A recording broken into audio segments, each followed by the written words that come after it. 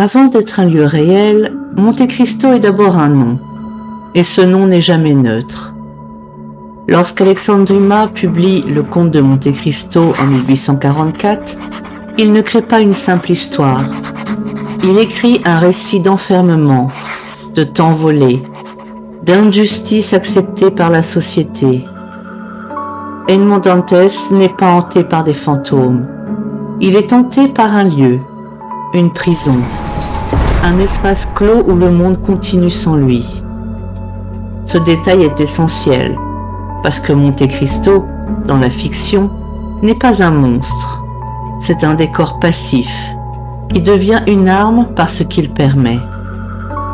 Le lien entre Alexandre Dumas et le Monte Cristo Homestead australien n'a jamais été établi avec certitude.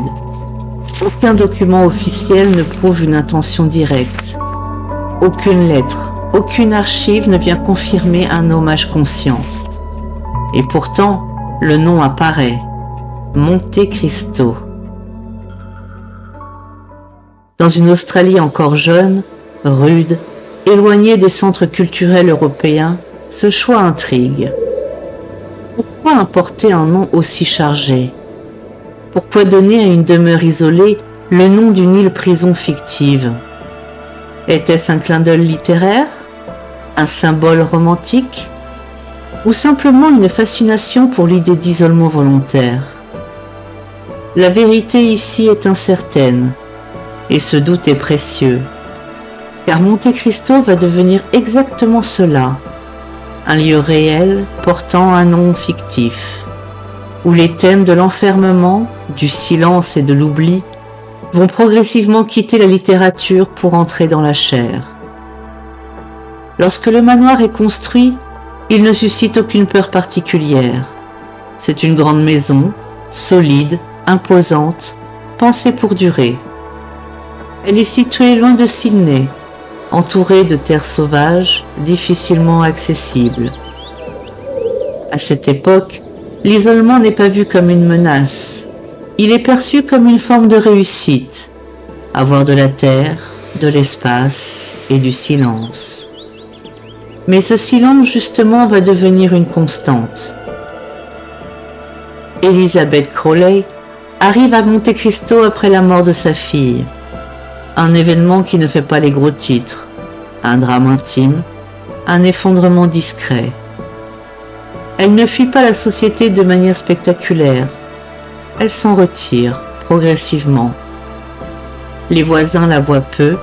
Les domestiques parlent d'une femme distante, enfermée dans sa douleur, passant de longues heures seule à l'intérieur du manoir. Les rideaux restent souvent tirés, les pièces sonnent creux. La maison vit, mais au ralenti. Il n'y a toujours rien de paranormal, rien d'étrange au sens surnaturel. Seulement un lieu qui commence à s'associer à l'idée de retrait, de séparation du monde, de vie coupée des regards des autres. Et ce genre d'atmosphère ne disparaît jamais vraiment. Lorsque le domaine change de main, l'empreinte demeure. Les nouveaux occupants n'héritent pas seulement des murs, ils héritent d'un rythme, d'un silence, d'une manière particulière d'habiter l'espace. Monte Cristo n'est jamais une maison joyeuse, elle n'est pas bruyante, elle n'est pas chaleureuse. Elle est fonctionnelle, efficace, froide. C'est dans ce contexte que surviennent les premiers morts. Pas des drames spectaculaires, pas des affaires mystérieuses, des accidents. Une femme de chambre chute d'un balcon. À l'époque, ce genre d'événement n'entraîne pas de longues investigations. On conclut rapidement, on enterre et on remplace, et la vie continue. Peu de temps après, un garçon d'écurie meurt brûlé vif dans les dépendances. Là encore, aucune légende ne naît, aucun récit ne s'installe, juste un silence de plus. Ces morts n'attirent pas l'attention, mais elles installent quelque chose de fondamental. Monte Cristo devient un lieu où l'on meurt sans que cela ne bouleverse l'ordre des choses. Et c'est précisément ainsi que commencent les histoires qui durent. À Monte Cristo, la vie quotidienne ne se distingue pas, en apparence, de celle des autres grands domaines ruraux australiens de l'époque. Il y a du travail, des employés, des tâches répétitives et des saisons qui passent. Mais l'isolement modifie tout. Être loin des villes, loin des autorités, loin des regards, ce n'est pas seulement vivre au calme, c'est vivre sans témoin permanent. Dans ce type de lieu, les règles ne sont pas toujours écrites. Elles se transmettent par l'habitude, par le silence, par ce que l'on accepte sans poser de questions. À Monte Cristo, on travaille, on obéit et on ne s'attarde pas. Les employés vont et viennent, parfois brièvement. Certains restent, d'autres repartent sans jamais expliquer pourquoi. Les morts survenues auparavant ne sont presque jamais évoquées. La femme de chambre tombée du balcon devient un simple souvenir flou, un nom parfois, souvent même pas. Ce qui frappe, rétrospectivement, ce n'est pas la violence de l'accident, c'est l'absence de traces. Le balcon existe toujours, l'endroit est connu, mais rien ne signale ce qui s'y est produit. Même chose pour les écuries. Le garçon d'écurie mort brûlé vif n'est pas devenu une figure tragique. Il n'a pas laissé de légende. Son décès est rangé dans la catégorie des risques du métier. À cette époque, dans les zones rurales australiennes, les accidents du travail sont fréquents. La sécurité est minimale, les vies modestes sont rarement médiatisées. Et Monte Cristo s'inscrit parfaitement dans cette normalité brutale. Ce qui rend la situation troublante, ce n'est donc pas l'existence de ces drames, mais la manière dont ils sont absorbés.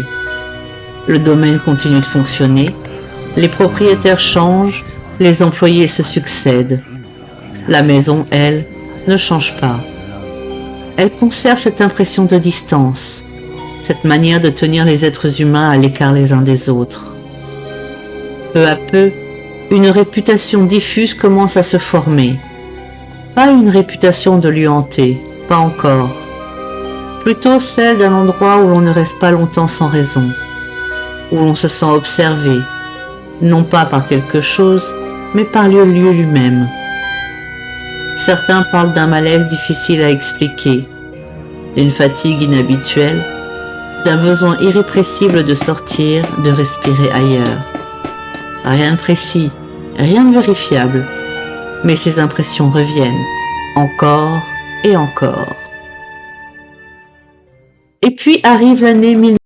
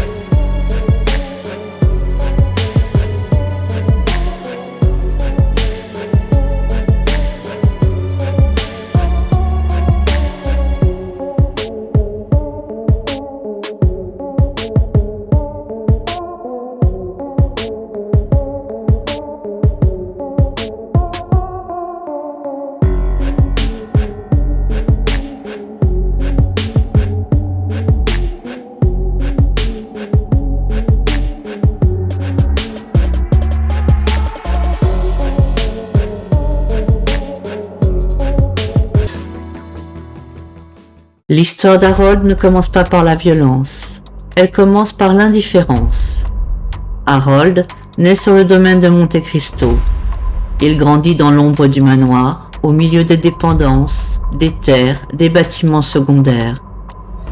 Rien au départ ne le distingue radicalement des autres enfants vivant dans des zones rurales isolées. Mais très tôt, Harold est perçu comme différent. Les témoignages divergent. Certains parlent d'un handicap mental, d'autres d'un comportement jugé inadapté, difficile et imprévisible. Ce qui est certain, c'est que la réponse apportée n'est ni médicale ni éducative. Elle est domestique, privée, silencieuse. Plutôt que de confier Harold à une institution, plutôt que de chercher une aide extérieure, la famille choisit de le cacher. Progressivement, Harold disparaît du regard du monde. Il est maintenu dans une petite maisonnette située sur le domaine, à l'écart, hors de vue, hors de portée. Au fil des années, l'isolement devient enfermement, puis séquestration. Harold est attaché, enchaîné, privé de liberté pendant des périodes prolongées. Pas quelques semaines, pas quelques mois, 40 ans. 40 années durant lesquelles le monde extérieur continue de tourner. Les saisons passent, les propriétaires changent, les employés vont et viennent. Et Harold reste. Ce qui rend cette histoire presque insoutenable, ce n'est pas seulement la cruauté de l'acte, c'est sa durée. S'il ne s'agit pas d'un dérapage, il s'agit d'un système. Chaque jour, pendant des décennies, quelqu'un a décidé que cette situation était acceptable, supportable, normale. Monte Cristo, déjà habitué au silence, devient alors le réceptacle d'une souffrance continue. Une souffrance qui ne crie pas, qui ne fait pas scandale, qui ne traverse pas les murs. Harold vit ainsi, enfermé, sans avenir, sans projection possible. Sa mère est sa seule présence humaine constante. Une présence ambiguë, à la fois protectrice et geôlière. Le lien qui les unit est fusionnel, déformé par l'isolement. La maison devient leur monde entier. Et lorsque la mère d'Harold meurt, le système s'effondre brutalement. Personne ne vient immédiatement. Personne ne remarque l'absence. Le domaine continue de fonctionner comme si de rien n'était. Lorsque les autorités découvrent enfin la situation, la scène est glaçante. Harold est retrouvé recroquevillé près du corps de sa mère décédée. Pas dans la panique, pas dans la fuite. Dans une immobilité presque totale, comme si le temps s'était arrêté depuis déjà longtemps. Harold est alors retiré du domaine et interné, mais l'intervention arrive trop tard. Après 40 ans d'enfermement, le monde extérieur n'est plus un refuge, c'est un choc. Harold ne survivra que peu de temps après sa libération. Il meurt sans avoir réellement vécu ailleurs que dans l'ombre de Monte Cristo. Son histoire, longtemps ignorée, devient peu à peu connue. Et c'est ici que quelque chose change. Car à partir du moment où l'on met des mots sur ce qui s'est passé, le regard porté sur le lieu se transforme. Monte Cristo n'est plus seulement un domaine marqué par des morts accidentelles.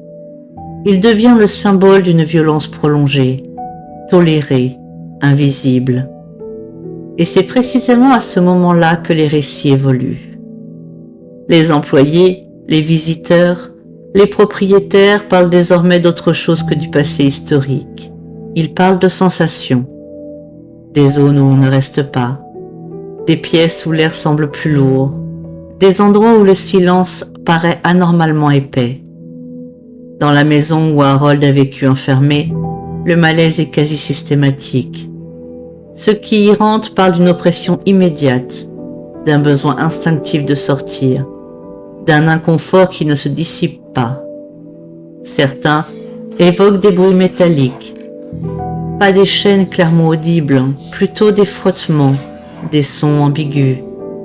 Encore une fois, rien n'est prouvable, rien n'est mesurable.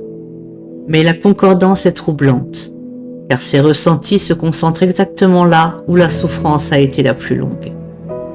Monte Cristo semble réagir non pas à la mort, mais à ce qui l'a précédé. Et c'est cette idée-là, plus que toutes les autres, qui commence à s'imposer. À partir du moment où l'histoire d'Harold est connue, Monte Cristo cesse définitivement d'être un simple manoir ancien. Le regard change, l'attention se déplace. On ne cherche plus simplement à comprendre ce qui s'est passé, mais ce qui reste. Et ce sont les visiteurs eux-mêmes qui peu à peu alimentent ce nouveau récit. Pas des enquêteurs, pas des chasseurs de fantômes, des gens ordinaires. Certains viennent par curiosité historique, d'autres parce qu'ils ont entendu parler du lieu. Rares sont ceux qui repartent totalement indifférents. Les témoignages ne parlent pas d'apparitions spectaculaires, pas de silhouettes blanches dans les couloirs, pas de voix distinctes appelant par un prénom. Ce serait trop simple. À Monte Cristo, les phénomènes rapportés sont diffus, lents, presque insaisissables. Beaucoup évoquent une sensation d'être observé, non pas de manière agressive, mais insistante, comme si le lieu refusait l'oubli. Dans certaines pièces, la température semble chuter brutalement. Pas sur l'ensemble du bâtiment, toujours sur des zones précises. Les escaliers sont régulièrement cités, les balcons également, les lieux exacts des anciens drames. Des visiteurs rapportent un vertige soudain, sans raison apparente, comme une perte d'équilibre momentanée. Pas une chute, juste l'instant d'avant. Dans les dépendances, et notamment près des anciennes écuries, des odeurs de brûlés sont parfois signalées. Brèves, fugitives. Elles apparaissent, puis disparaissent, sans source identifiable. Certains guides préfèrent parler d'hallucinations olfactives. D'autres se contentent de noter que le phénomène revient régulièrement. La maison où Harold a vécu enfermé reste le point le plus sensible. Les appareils électroniques cessent de fonctionner sans raison claire. Les batteries se vident anormalement vite. Des enregistrements audio captent des sons faibles, indistincts. Pas des mots, pas des phrases. Des souffles, des frottements, des bruits qui ressemblent à un déplacement lent. Là encore, aucune preuve irréfutable, aucun élément qui résisterait à une analyse scientifique stricte. Et c'est précisément ce qui rend Monte Cristo si particulier. Rien ne crie, rien ne saute aux yeux. Le lieu ne cherche pas à impressionner. Il insiste. Il agit par accumulation. Un malaise ici, une sensation là, un témoignage de plus. Pris séparément, ces éléments ne signifient rien. Mais mis bout à bout, ils dessinent autre chose. La question n'est alors plus de savoir si Monte Cristo est hanté. La question devient, qu'est-ce qu'un lieu garde en mémoire? Les murs n'ont pas de conscience, mais ils enregistrent. Les habitudes, les silences, les violences répétées. À Monte Cristo, ce ne sont pas les morts qui pèsent le plus lourd, ce sont les vies brisées, les chutes, les brûlures, les enfermements. Des drames qui n'ont jamais été criés, jamais vraiment racontés. Et peut-être que ce que ressentent les visiteurs n'est rien d'autre que cela, le poids d'un passé longtemps étouffé. Le manoir ne raconte rien, il ne montre rien, il rappelle. Rappelle que pendant des décennies on a regardé ailleurs, que l'isolement protège autant les lieux que les violences qu'ils abritent. Monte Cristo n'est pas une maison qui fait peur, c'est une maison qui met mal à l'aise, parce qu'elle oblige à regarder ce que l'on préfère habituellement ignorer. Et lorsque l'on quitte le domaine, une impression demeure, pas celle d'avoir été suivi, pas celle d'avoir frôlé le surnaturel, mais celle d'avoir traversé un espace où le temps n'a jamais complètement réparé ce qui a été détruit. Et c'est peut-être cela, au fond, la véritable hantise de Monte Cristo.